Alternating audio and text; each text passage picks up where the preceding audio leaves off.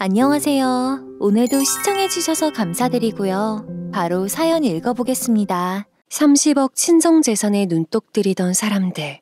엄마, 남동생. 독한 세상입니다. 내가 너한테 땅 맡겨놓았냐? 엄연히 농사용 땅은 내 재산이야. 네가 여기까지 쫓아와 이래라 저래라 할 게 아니라고. 죽을 때 되면 알아서 반반씩 나눠줄 테니까 벌써부터 안달이나 난리치지 말고 가만히 기다려라. 저는 30대 중반의 여성이고 현재 대기업 개발팀에서 근무하고 있어요. 그리고 남편은 제약회사에서 상업직으로 근무하고 있죠. 어릴 적에 저는 친정엄마가 뇌질환으로 일찍 돌아가시게 되면서 재혼 가정에서 자라왔습니다.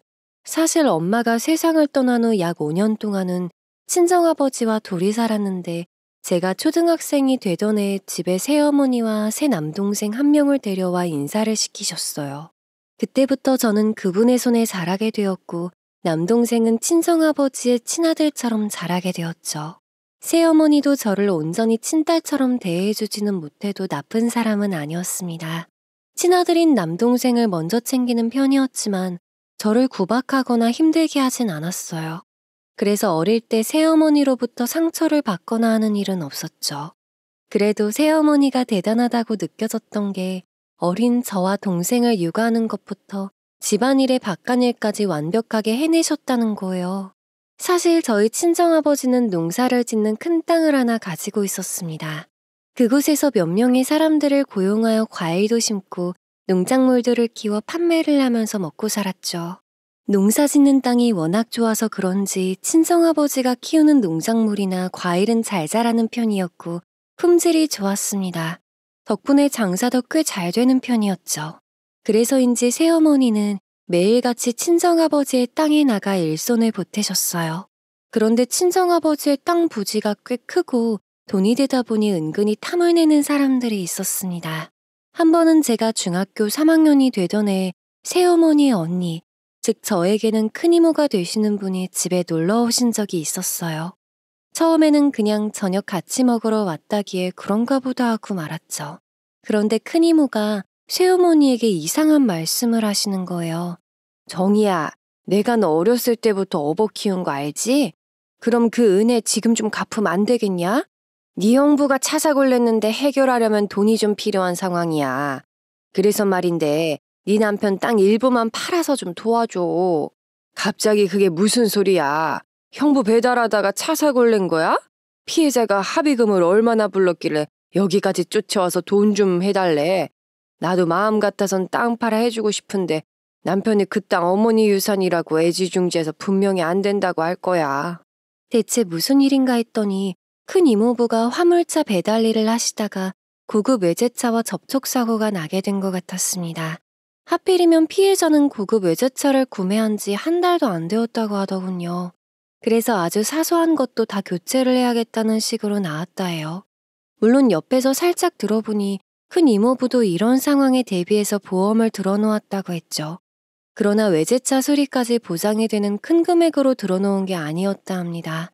그래서 결국 수리 비용 대부분은 큰 이모부가 부담해야 했고요. 만약 수리 비용을 부담하지 못하면 법정에 서야 하고 최악의 경우에는 옥에 가야 했죠. 그래서 큰 이모는 급한 마음에 저녁을 먹자는 핑계를 대고 집에 찾아온 듯 보였습니다.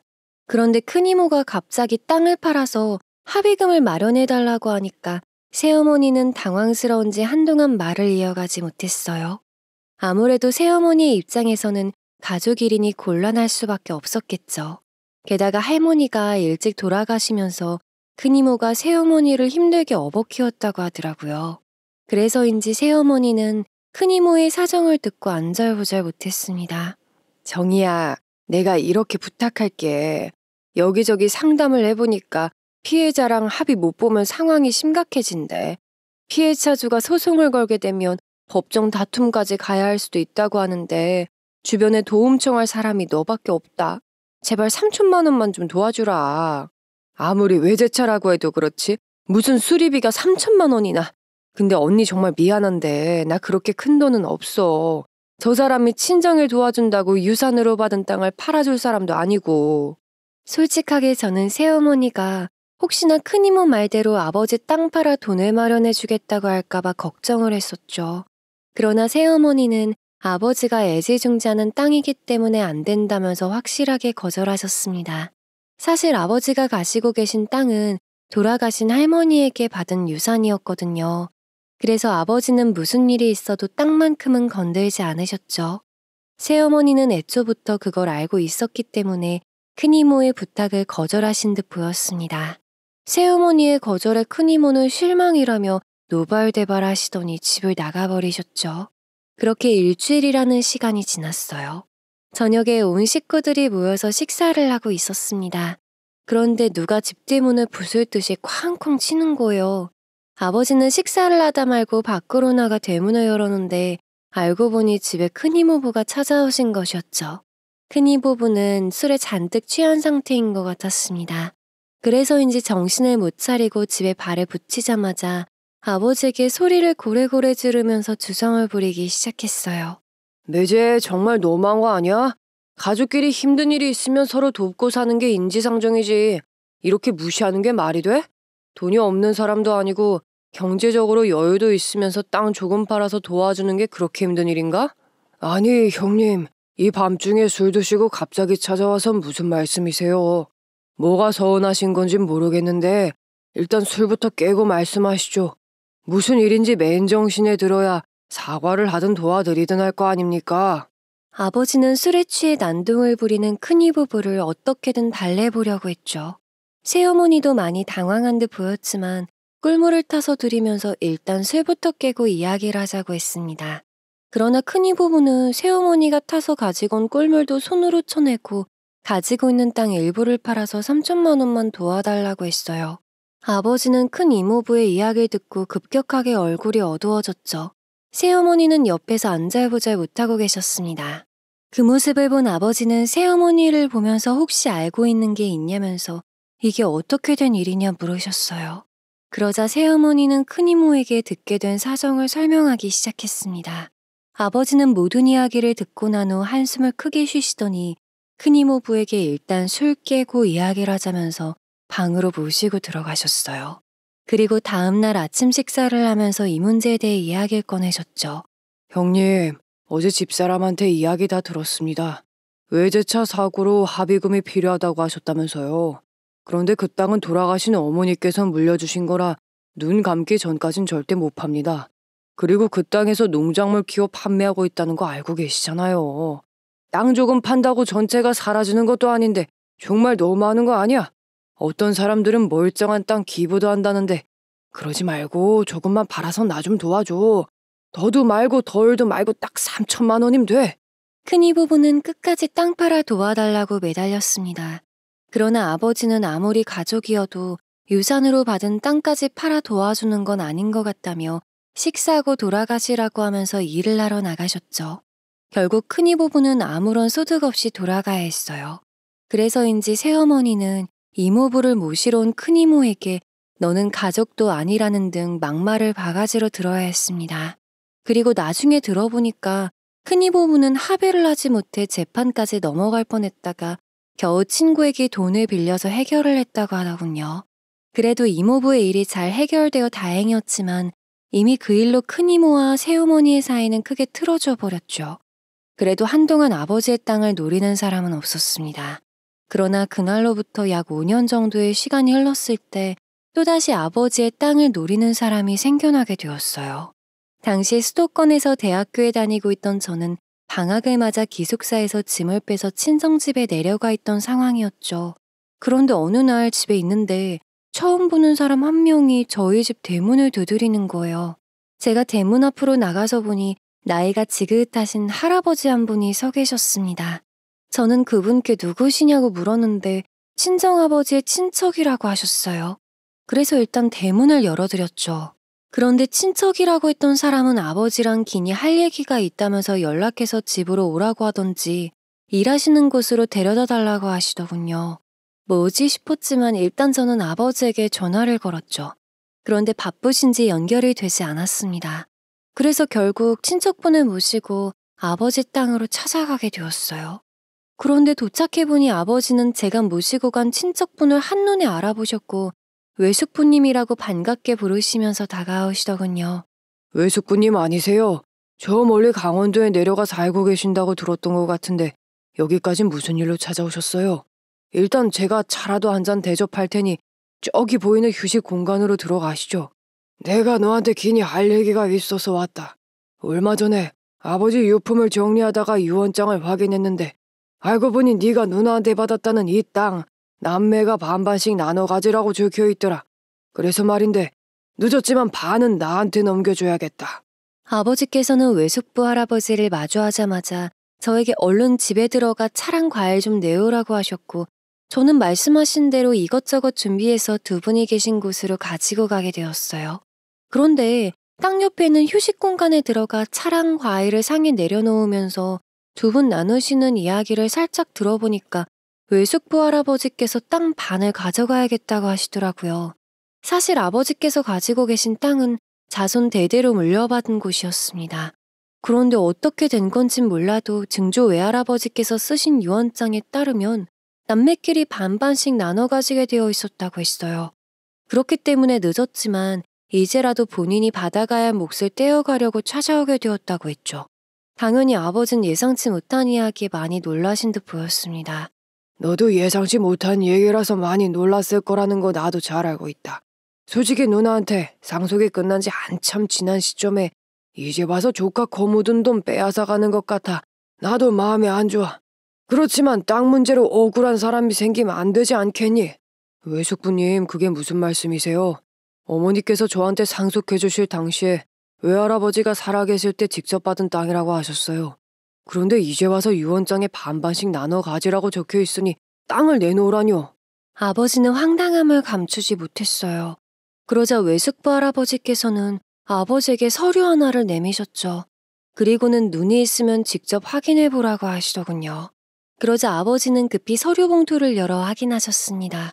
저도 옆에서 살짝 보니까 외숙부 할아버지께서 말씀하신 대로 남매끼리 땅을 반반씩 나눠 증여한다고 적혀 있는 것 같았죠.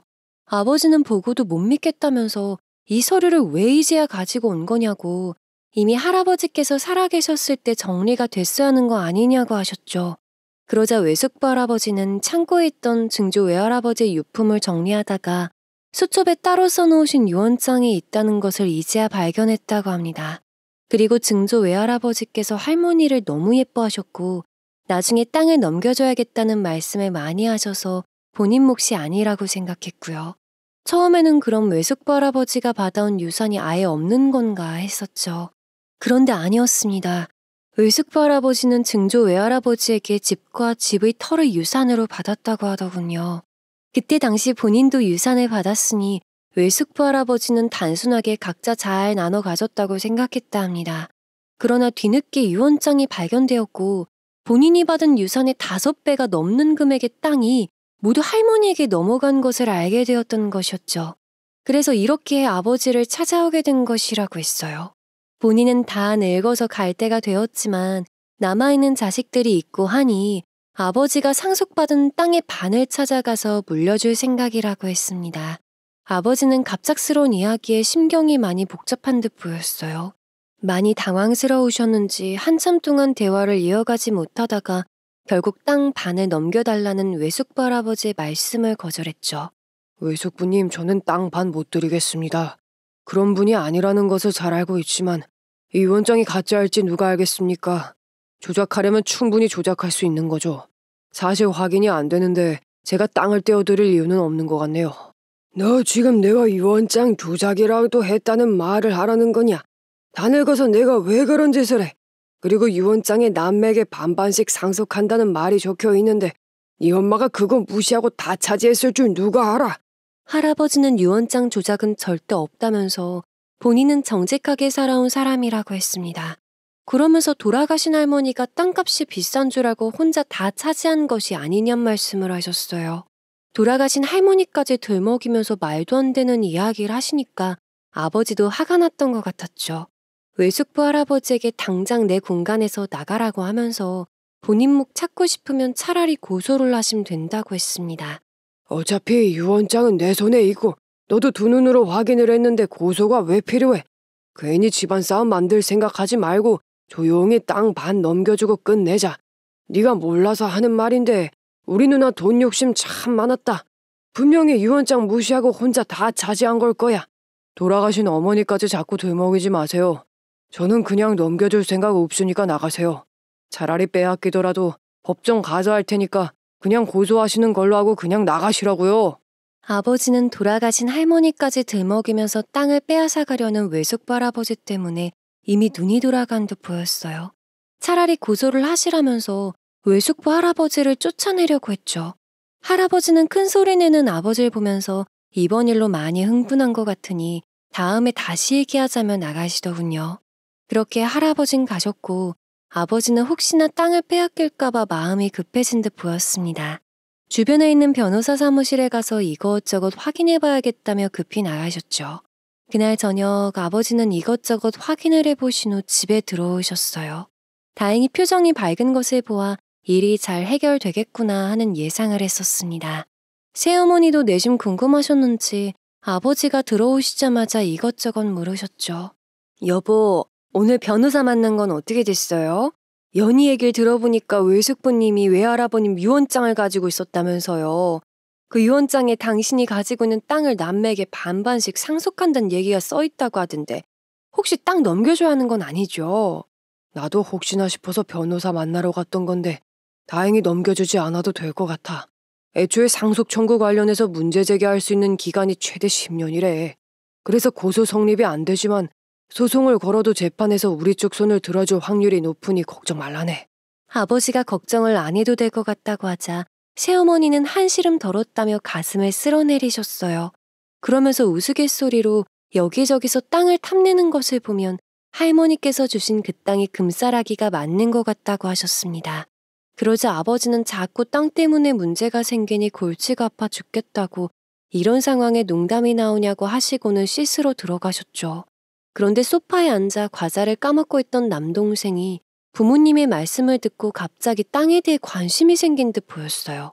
엄마, 아버지 땅이 얼마나 나가는데 금싸라기라고 하는 거야? 외숙부 할아버지까지 쫓아와서 빼앗아 가려고 했을 정도면 돈이 꽤 된다는 거잖아.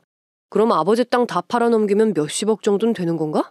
네가 그걸 왜 신경 써? 고등학교 3학년이 공부를 해야지. 여기서 과자나 까먹고 앉아있으면 되니? 너 집에서 공부한다고 저녁 수업도 빼먹고 오는데 이러다가 대학교 못 가면 어쩌려고 그래. 괜히 쓸데없는 것에 관심 쓰지 말고 얼른 방에 들어가서 공부나 해. 남동생의 말에 새어머니는 얼른 공부나 하러 들어가라고 등을 떠미셨습니다. 그러나 이미 호기심이 생긴 남동생은 굴하지 않고 아버지 땅을 팔면 얼마나 되는 거냐며 꼬치꼬치 캐묻더군요. 그러자 당황한 새어머니는 그냥 농담 좀 던진 거라고 했죠. 그랬더니 남동생이 예전에 큰 이모부도 술에 취해서 땅 조금만 팔아주면 3천만 원 합의금 금방 해결할 수 있다고 하지 않았냐. 땅 조금 파는데 3천만 원이면 다 팔면 몇십억 정도는 받겠네라는 이야기를 했습니다. 결국 새어머니는 남동생에게 크게 화를 내셨습니다.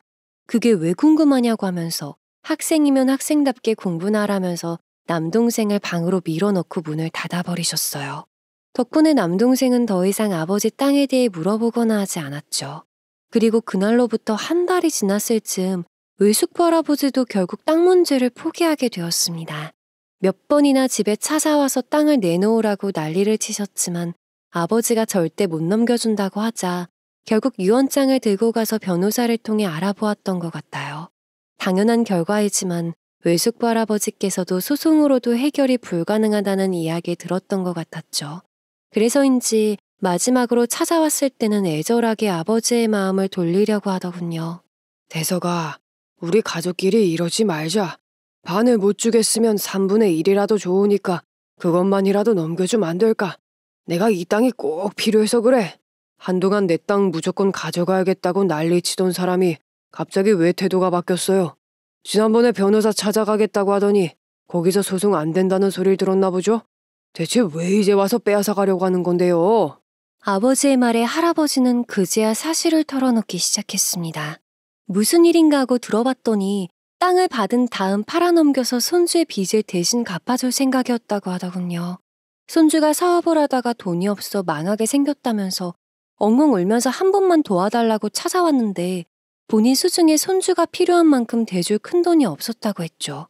그래서 어떻게 해야 하나 고민을 하던 할아버지는 예전에 증조할아버지가 돌아가신 후 유품으로 간직하고 있었던 큰 수첩에 증조할아버지가 작성한 유언장인 것처럼 대신 적어놓은 것이었습니다. 즉 유언장 조작을 했던 것이었죠. 저희 식구들은 할아버지의 이야기를 듣고 황당해서 말이 안 나오더군요. 아무리 돈이 급해도 그렇죠. 어떻게 조카를 대상으로 그런 사기를 칠 수 있나요? 당연히 아버지는 반이든 3분의 1이든 내 땅은 절대 못 준다는 식으로 말씀하시면서 집에서 내쫓았습니다.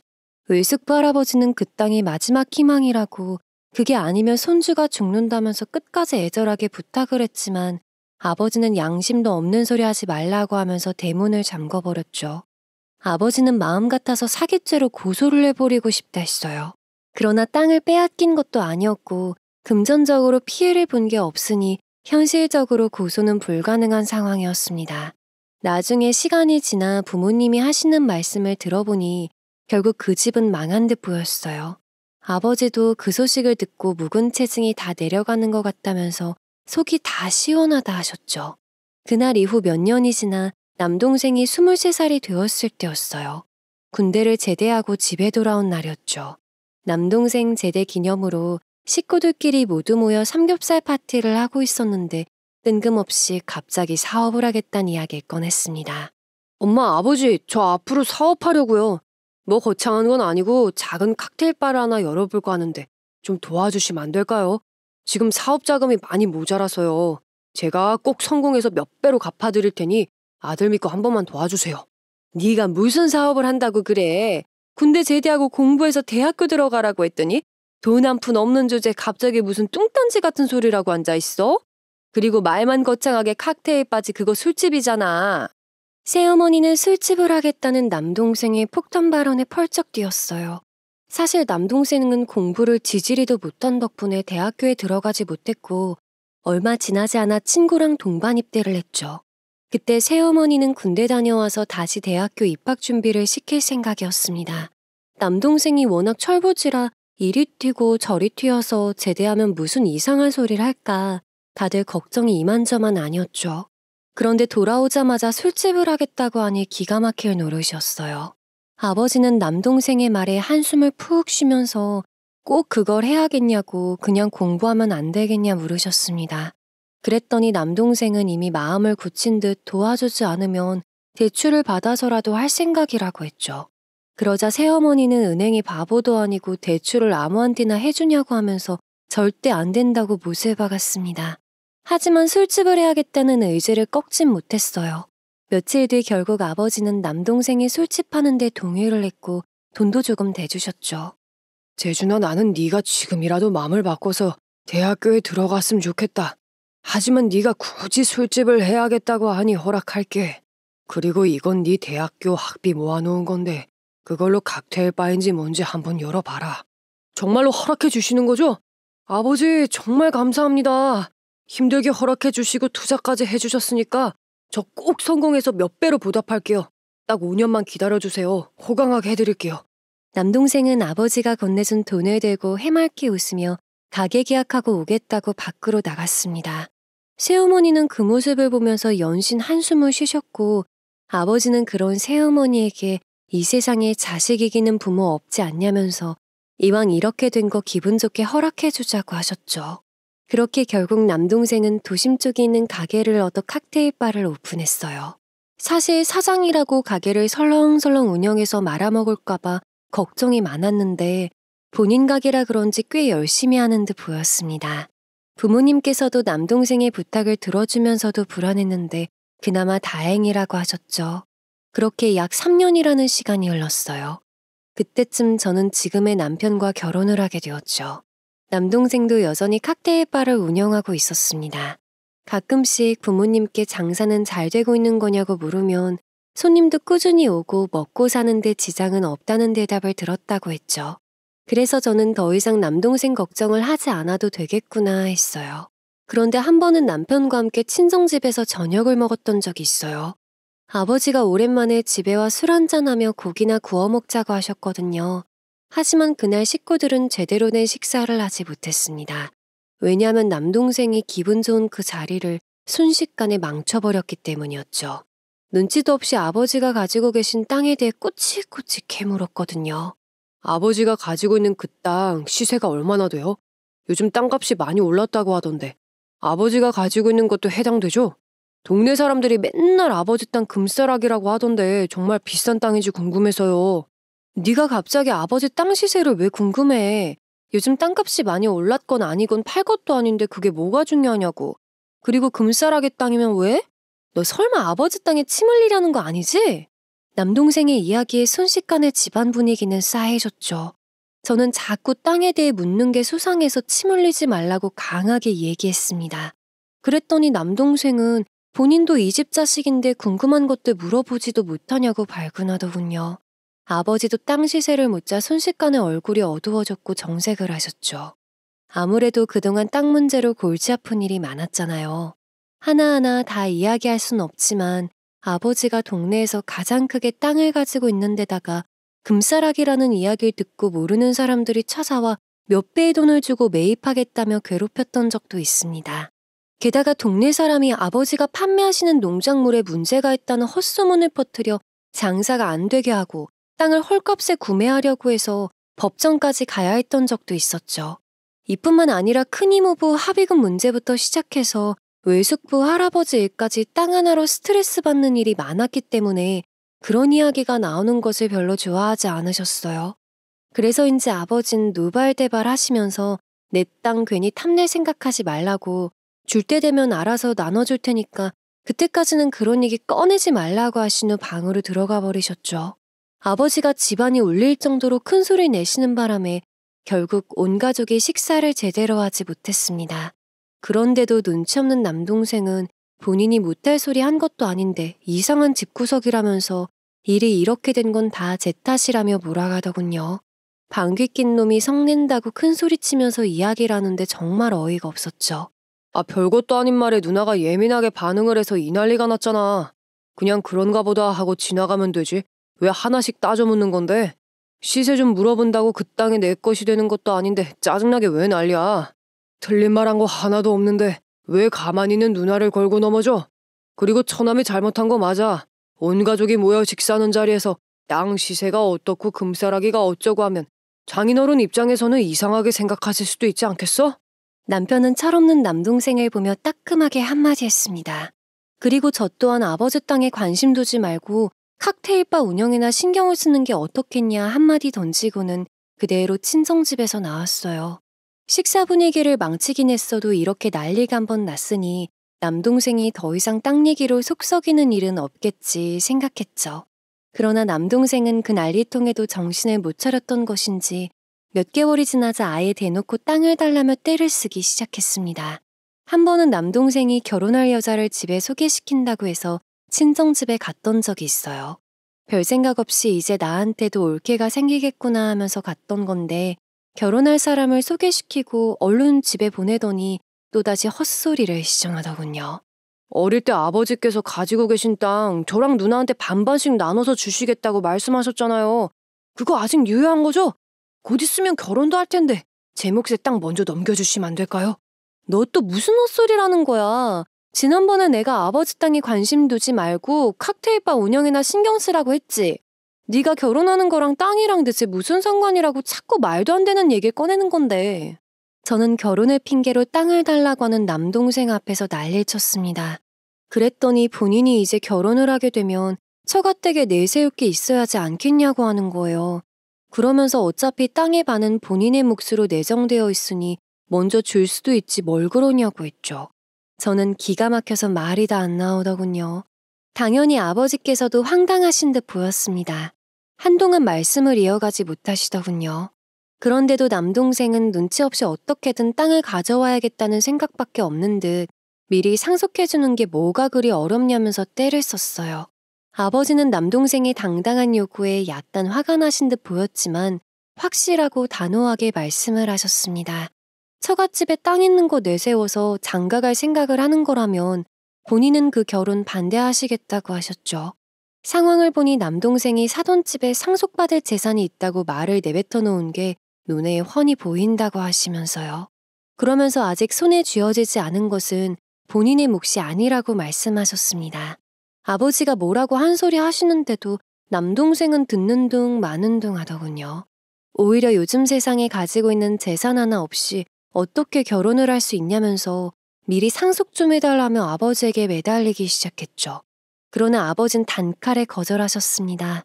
사돈 되실 분들이 어떤지 만나보지 않아 본인이 정확하게 알 순 없지만 뱁새가 황새 따라가다가 가랑이가 찢어질 수도 있는 법이라면서 아들이 그런 길을 가겠다고 하니 더더욱 상속을 할 수 없다고 말씀을 하셨어요. 그러면서 땅 문제는 때가 되면 알아서 상속 진행을 할 거니까 그때까지 기다리라고 하셨죠. 게다가 새어머니까지 등짝을 두들기면서 아버지가 나중에 주신다는데 왜 재촉을 하냐고 그만하라며 말리셨습니다. 두 분이 이렇게까지 말씀을 하시니까 남동생이 포기할 것이라고 생각했어요. 그러나 집에 여자를 소개시킬 때부터 무조건 받아내야겠다는 생각을 했던 것인지 끝까지 막 나가더군요. 아버지, 어차피 주실 거 먼저 좀 넘겨주시면 어떻다고 그래요. 자식이 결혼하면서 가진 게 없어 기가 죽는다는데 그 넓은 땅 반만 똑 떼어서 주실 수도 있잖아요. 혹시 제가 친자식이 아니어서 그래요? 아니면 죽을 때 싸 짊어지고 가려고 그러는 거예요? 내가 너한테 땅 맡겨놓았냐? 엄연히 농사용 땅은 내 재산이야. 네가 여기까지 쫓아와 이래라 저래라 할 게 아니라고. 죽을 때 되면 알아서 반반씩 나눠줄 테니까 벌써부터 안달이나 난리치지 말고 가만히 기다려라. 아버지도 남동생이 당장 내놓으라면서 막무가내로 막말까지 내뱉으니까 화가 치밀어 오르신 듯 보였죠. 처음에는 좋게 이야기하면서 해결하려고 하신 듯 보였지만 결국에는 집안에서 큰 소리가 났습니다.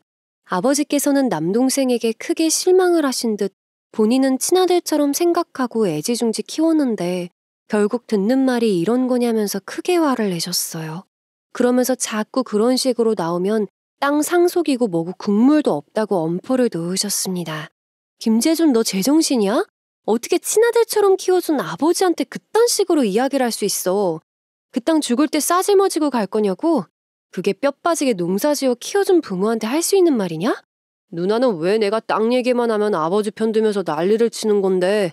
아, 누나는 아버지 피가 섞인 딸이라서 그러는 건가? 그런데 나도 이 집 자식이고 나중에 땅 상속받을 사람이야. 그런 내가 결혼하면서 상속받을 땅 미리 떼어달라는 말도 못해? 아무 잘못 없다는 듯 당당하게 나오는 모습을 보고 너무 황당했습니다. 그런데 옆에서 가만히 상황을 지켜보고 있던 남편도 반복되는 상황이 답답했던 모양이에요. 가만히 있으면 주신다는데 대체 왜 그렇게 보채는 거냐고 도무지 이해가 되지 않는다고 했습니다. 남매끼리 싸우는 모습을 지켜보시던 새어머니도 결국 머리가 아프다면서 이마를 짚고 방으로 들어가 버리셨죠. 진짜 미꾸라지 한 마리가 강물을 흐린다고 하더니 그 말이 딱 맞는 듯 보였어요. 항상 남동생이 함께 있으면 자꾸 이렇게 싸우게 되는 일이 생겼거든요. 그리고 결혼을 하겠다고 하는 이유가 땅 상속을 받아서 또 다른 사고를 치는 것이 아닌가 하는 합리적인 의심도 들었습니다. 워낙 사고를 밥 먹듯 치는 애라서 이런 의심이 드는 게 어쩌면 당연한 일이었어요. 그러나 이렇다 할 증거가 없으니 제가 나서서 결혼까지 말릴 순 없었죠. 그날 남동생은 본인 때문에 집안 분위기가 이상해지자 온갖 성질을 내면서 집 밖으로 나가버렸습니다. 그래서 결국 저희 부부는 곧장 신혼집으로 돌아올 수밖에 없었어요. 그런데 그 일이 있고 나서 저는 괜히 친정 걱정이 되더라고요. 그래서 아버지에게 안부를 물어볼 겸 전화해서 그날 이후 무슨 일 없었냐고 물었죠.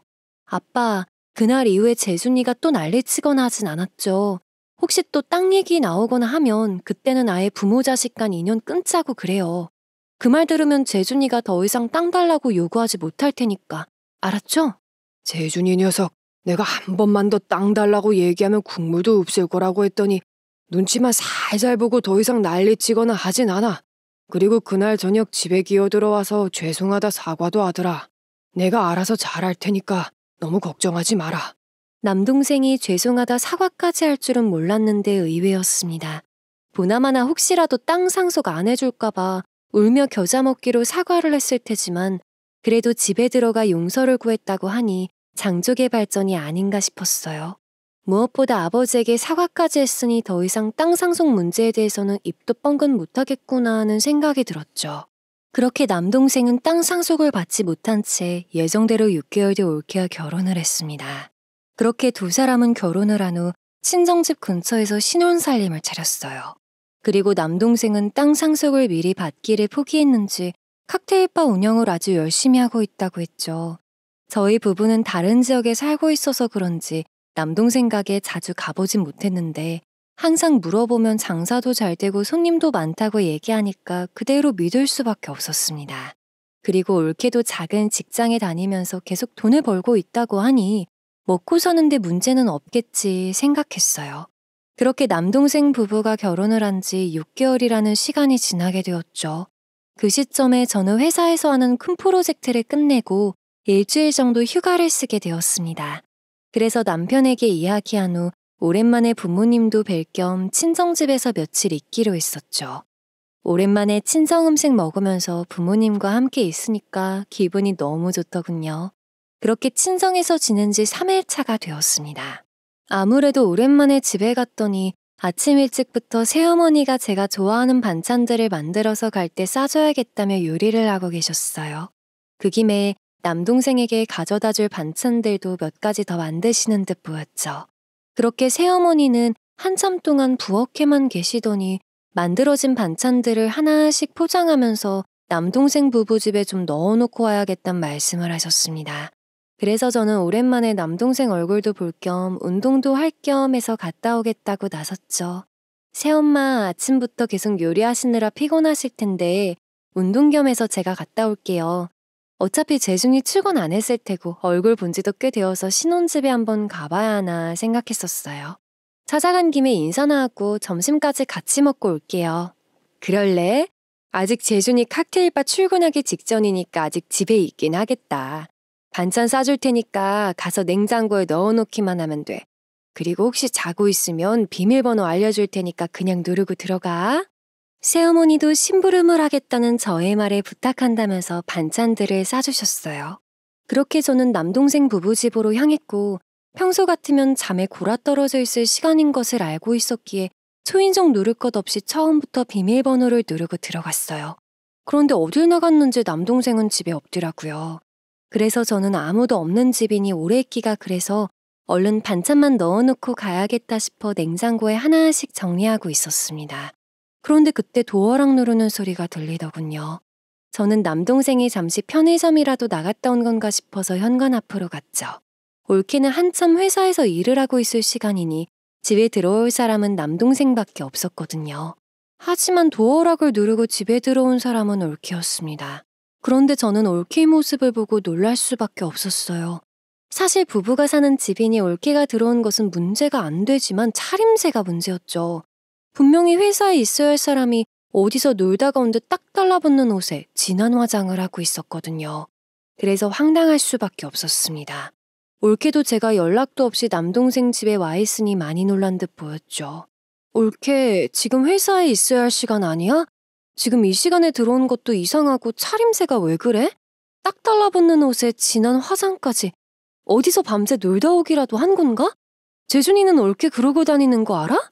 형님 오해하지 마세요. 회사는 며칠 휴가 낸 거고 옷은 곧 이민 가는 친구가 있어서 소소하게 파티 좀 하느라고 이렇게 입은 거예요. 그리고 어제는 제가 조절을 못하고 술을 마셔서 친구네 집에서 자고 들어왔어요. 올케는 많이 당황했는지 말까지 더듬으며 이야기를 했어요.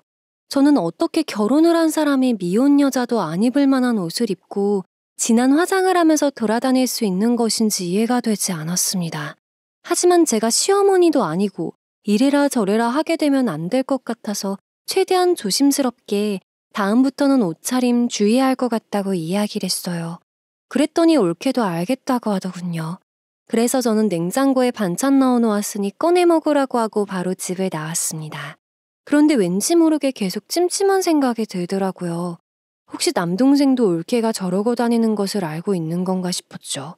그래서 저는 남동생에게 전화를 해서 말이라도 해줘야겠다 생각했어요. 재준아, 나 지금 네 집에 반찬 넣어놓고 가는 길인데 올케가 술 먹고 아침에 들어오는 것 같더라. 말로는 친구들이랑 놀다가 그렇게 됐다고 하는데 딱 붙는 옷에 화장도 진하고 아무래도 네가 알고 있어야 할 것 같아서. 아이, 남의 집에 왜 함부로 들어가. 그리고 걔가 딱 붙는 옷을 입건 술을 마시던 누나가 뭔 상관인데. 혜미 안 그래도 회사 다니면서 힘들어하는데 가서 뭐라고 한 건 아니지? 가서 뭐라고 한 거면 나 앞으로 누나 얼굴 안 본다. 남동생은 걱정스러운 저의 말에 노발대발 난리를 치면서 부부 일에 신경 쓰지 말라고 했습니다. 게다가 한 번만 더 본인 집에 마음대로 들어가면 곧장 인연을 끊겠다는 헛소리를 듣죠. 걱정되는 마음에 알려놔 주려고 전화했더니 이런 식으로 나오니까 너무 기가 막히더군요. 그래서 저는 한 번 더 기회를 줄 게 뭐 있냐고 그냥 지금 인연을 끊자고 하면서 소리를 빽 지르고 먼저 전화를 끊어버렸습니다. 그렇게 남동생과의 통화를 마친 후 씩씩거리면서 집으로 돌아갔더니 화가 잔뜩 난 제 표정을 보고 새어머니가 왜 그러냐고 묻더라고요. 그래서 있는 대로 이야기를 해줬죠. 그랬더니 새어머니는 약간 당황스러워하더니 남동생은 나중에 본인이 혼을 낼 테니까 조용히 지나가자고 하셨습니다. 아버지가 아시면 한바탕 난리가 난다면서 부탁을 하시길래 저도 더 이상 그 문제로 이야기를 하지 않았어요. 그렇게 시간이 지나 다시 신혼집으로 돌아가기로 한 날이 하루 앞으로 다가왔죠. 그날 저녁 새어머니가 모임을 나가셔서 제가 식사를 차리고 있었는데 누군가 집 대문을 미친 듯이 두드리더군요. 그래서 저는 무슨 일인가 싶어 급하게 밖으로 나가 누구시냐고 물었죠. 그런데 밖에 있는 사람들이 누군지 대답은 안 하고 빨리 문을 열라면서 난리를 치더라고요. 그때 씻고 밖으로 나온 아버지도 빨리 문 못 여냐고 난리를 치는 사람들의 목소리를 들었나 봐요. 다급하게 밖으로 나오셔서 대문 밖에 있는 사람들에게 무슨 일이냐고 물으셨죠. 하지만 밖에서 소리를 치는 사람들은 이미 이성을 잃은 듯 보였습니다. 꺼이꺼이 우는 목소리도 들리고 절규에 가까운 소리를 치는 사람들도 있어 보였죠. 저는 딱 봐도 심각해 보이는 상황에 경찰서에 도움을 요청하는 게 맞지 않겠냐며 휴대폰을 들어 신고를 하려고 했습니다. 그러나 아버지는 신고를 하려는 제 손을 막더니 저 사람들이 왜 그러는지 이유를 모르는데 어떻게 신고를 하냐고 일단 문부터 열어주자고 하셨습니다. 그리고는 곧장 대문을 열어주셨는데 사람들이 우르르 집 안으로 들어와 빨리 내 돈 내놓으라면서 아주 난장판을 벌이더군요. 너무 당황스러웠죠. 저녁에 찾아오셔서 다짜고짜 그게 무슨 말씀이세요? 돈을 내놓으라뇨. 저희는 알고 있는 게 아무것도 없어요. 그러니까 일단 진정부터 하시고 차근히 말씀해 주세요. 그래야 저희도 대답을 드리죠. 무슨 일인지 알아야 돈을 드리던 아니면 해명을 하던 할 것 아닙니까? 이 늦은 시간에 찾아오셔서 이 난리 피우면 어줍니까? 앞에 계신 분들도 사정이 있다는 거 아는데 일단 무슨 일로 오셨는지 말씀부터 해주세요. 갑자기 집에 찾아온 사람들은 그제야 하나둘 털어놓기 시작했습니다. 이게 어떻게 된 일인가 했더니 남동생 부부가 사고를 친 것이었어요. 친정아버지가 땅을 넘겨주지 않자 두 사람은 그 땅을 이용해 투자 사기를 치기 시작했던 것이었죠. 피해자들의 이야기를 들어보니까 두 사람은 재개발이 된다는 거짓 광고를 투자자들 모임이나 카페 등에 뿌려댔고 그 광고를 통해 찾아온 사람들이 투자를 하게 만들었다고 합니다.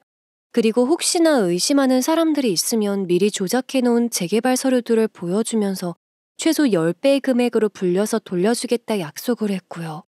어떻게 하면 이런 간 큰 짓을 할 수 있는 것인지 기가 막혔어요. 결국 친정아버지는 투자자들 앞에 무릎을 꿇으셨죠. 죄송합니다. 죽을 죄를 지었습니다. 다 제가 자식 교육을 잘못 시킨 탓입니다.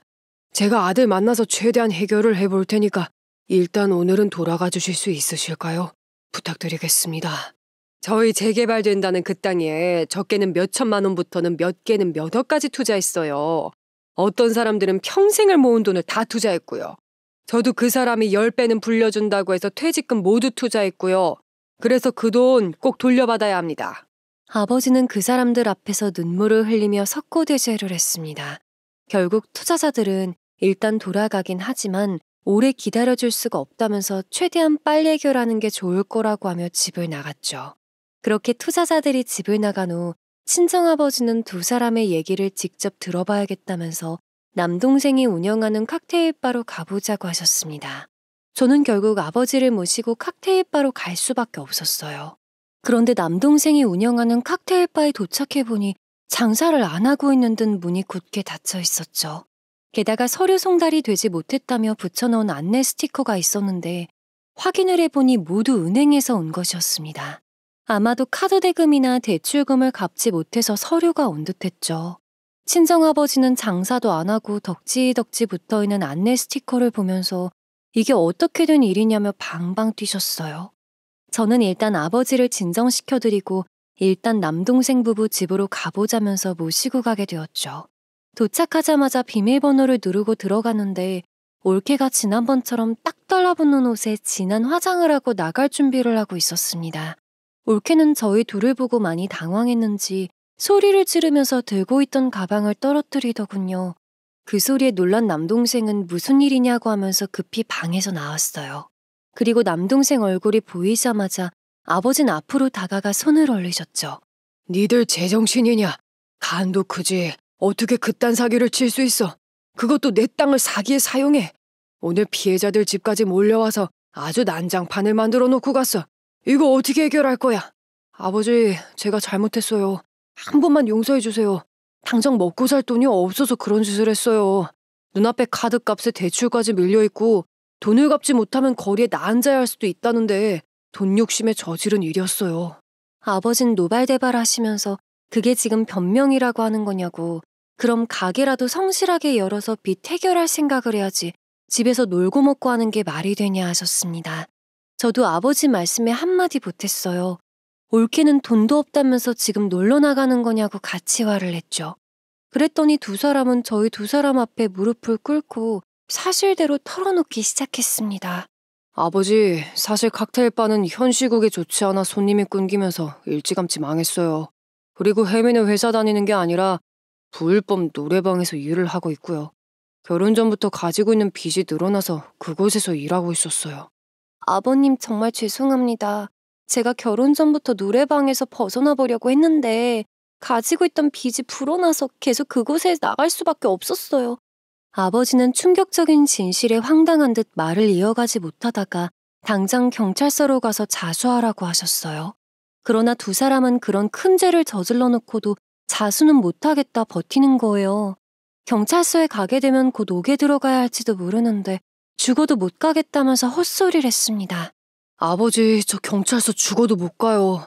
저를 친아들처럼 생각하고 키우셨다면서 어떻게 그런 차디찬 곳에 보낼 생각을 하세요? 그냥 가지고 계신 그 땅 팔아서 피해자들한테 보상해주면 끝날 일인데 그렇게 해주시면 안 될까요? 맞아요. 이 사람이 하는 말 들어보니까 아버님이 가지고 계신 그 땅 팔면 못해도 10억은 나올 거라고 하던데 그냥 팔아서 도와주시면 안 될까요? 어차피 그 땅의 반은 오빠 몫이잖아요. 정말 기가 막히더군요. 아버지는 친아들처럼 키워놨더니 배은망덕한 짓은 다 하고 다닌다면서 그냥 부모 자식 간의 인연 끊고 살자고 하셨죠. 그리고 이제 부모 자식도 아니니까 니들한테 줄 땅은 없다고 하신 후 그 집을 나오셨습니다. 아버지가 이렇게까지 얘기하셨는데 두 사람에게 남아있는 양심이 있다면 경찰서에 가서 자수를 하겠지 했어요. 그러나 그들은 저희 두 사람이 그 집에서 나오자 곧장 도망을 간 듯 싶었죠. 만약 두 사람이 자수를 했다면 경찰서에서 연락이 왔을 텐데 며칠 동안 그런 연락은 받지 못했습니다. 게다가 모임을 간다던 새어머니도 며칠 동안 집에 안 들어오고 연락이 안 되는 것을 보아 이번 일을 알고 있지 않았을까 어림짐작을 해볼 수 있었어요. 이 일로 저는 충격받으신 아버지를 혼자 둘 수 없었고 결국 휴가를 더 써서 며칠 더 친정에 있어야 했죠. 그렇게 어두운 분위기 속에서 그들의 소식을 기다리고 있었는데 결국 투자 피해자들이 고소를 했나 봐요. 3일이 지났을 때 저희 둘은 경찰서에서 연락 한 통을 받을 수 있게 되었죠. 돈을 갚을 능력은 없고 경찰서에 자수하긴 무서웠던 그들은 여기저기 모텔에 숨어서 도망다니다가 덜미가 잡히게 되었다고 합니다. 그리고 그것에는 새어머니도 함께 있었다고 했죠. 친정아버지는 설마 새어머님 모르고 있었겠지 하는 생각을 하고 계셨는데 함께 동조를 해서 그런 짓을 했다고 하니까 크게 화가 나신 듯 싶었어요. 소식을 듣자마자 곧장 경찰서에 가서 새어머니 이야기를 들어봐야겠다고 하시더군요. 그래서 경찰서로 모시고 가게 되었습니다. 설마 했는데 정말 당신도 애들 못된 짓에 동조한 거야? 말리지 못할 망정 왜 그런 짓을 해? 당신이 그런 짓을 하고도 엄마라고 할 수 있어? 그럼 어떻게 해요? 재준이가 당장 돈이 없어서 죽겠다는데 나는 땡전 한 푼 없어 도와줄 수가 없잖아요. 못된 짓이라는 거 알고 있었는데 부모 마음에 이렇게라도 도와줄 수밖에 없었어요. 당신이 아무리 친아들처럼 키웠다고 하더라도 나는 불안한데 어쩌라고요. 결국 아버지는 그 자리에서 새어머니에게 이혼하자는 소리를 하셨어요. 새어머니는 땅 팔아 합의금으로 해주면 안 되겠냐고 끝까지 매달렸지만 아버지는 화가 단단히 나셨는지 단칼에 거절하시고 경찰서를 나가버리셨죠. 그러자 그들은 저에게 아버지 좀 설득해달라고 울며불며 매달렸습니다. 그러나 저 또한 그 모습을 보면서 정말 양심도 없다는 생각이 들었고 도와달라는 그들을 뿌리치고 경찰서를 나갔어요. 다음날 아버지는 정말 이혼을 다짐하신 것인지 아침 일찍 주변에 있는 변호사 사무실에 가셔서 이혼소장을 작성하고 오셨죠. 그리고 저는 그들이 잡혀 들어갔으니 더 이상 큰 문제는 없겠지 싶어 신혼집으로 돌아오게 되었습니다. 그렇게 몇 달의 시간이 지났어요. 어느 날 저희 부부는 아버지의 부름에 친정집으로 찾아가게 되었죠. 그날 저는 그들의 소식을 듣게 되었는데 남동생 부부는 죗값이 너무 커서 옥살이를 하게 되었고 새어머니는 단순 동조에 그쳐서 옥살이까진 하지 않지만 지금 좁은 고시원에 살면서 식당 일을 하고 계신다고 하더라고요. 아버지는 저에게 그들 소식을 전해주시면서 본인도 얼마 전에 이혼을 마무리 지었고 이제 땅을 저에게 넘겨주시겠다는 말씀을 하셨습니다.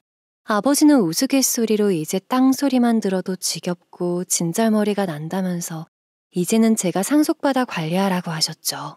그렇게 저는 말도 많고 탈도 많은 땅을 상속받게 되었어요.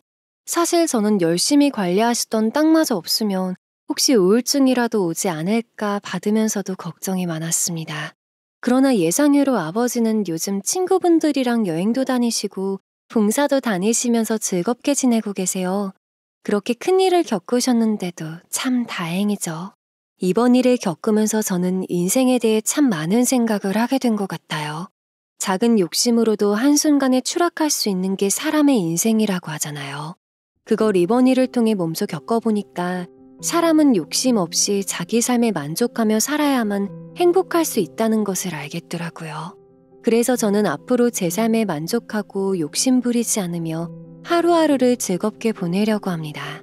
애청자님들, 지금까지 긴 글 들어주셔서 너무 감사하고 여러분들의 삶과 가정이 항상 평탄하시기를 바라며 이 글 이만 마치도록 하겠습니다. 다른 이야기도 궁금하시다면 구독과 좋아요, 알림 설정 부탁드립니다.